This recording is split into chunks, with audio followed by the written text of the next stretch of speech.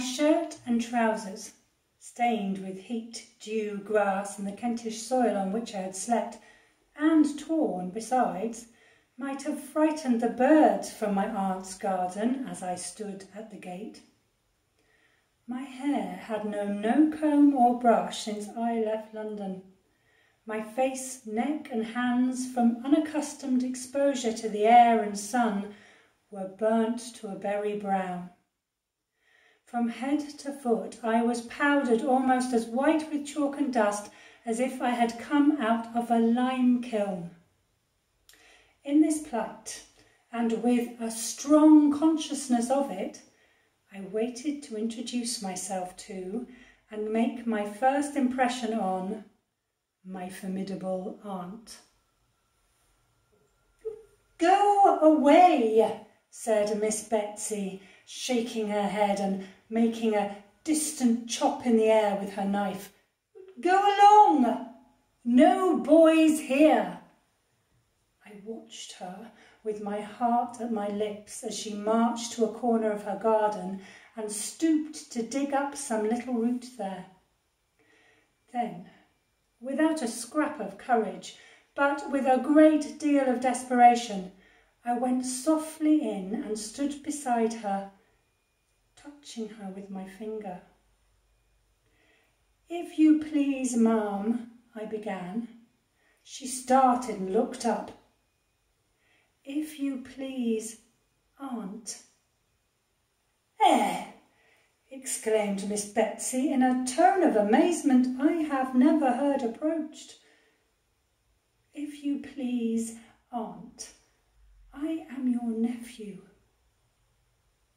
"Oh, Lord," said my aunt, and sat flat down in the garden path.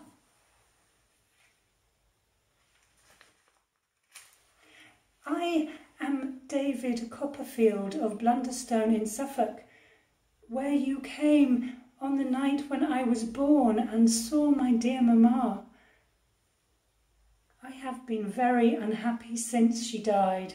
I have been slighted and taught nothing and thrown upon myself and put to work not fit for me.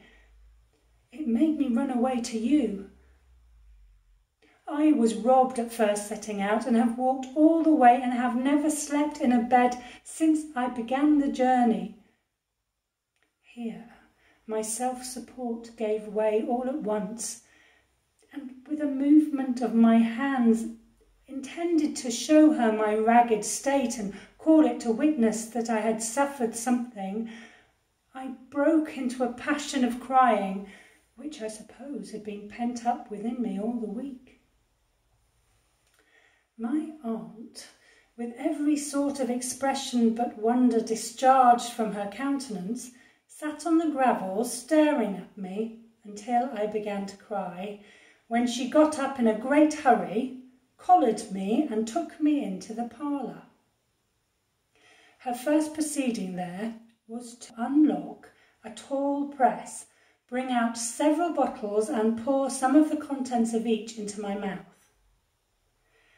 I think they must have been taken out at random, for I am sure I tasted aniseed water, anchovy sauce and salad dressing.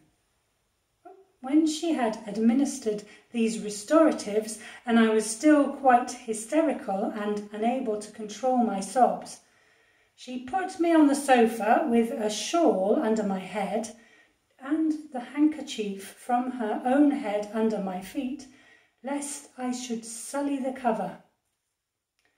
And then, sitting herself down behind the green screen so that I could not see her face, ejaculated at intervals, "Mercy on us!" letting those exclamations off like minute guns.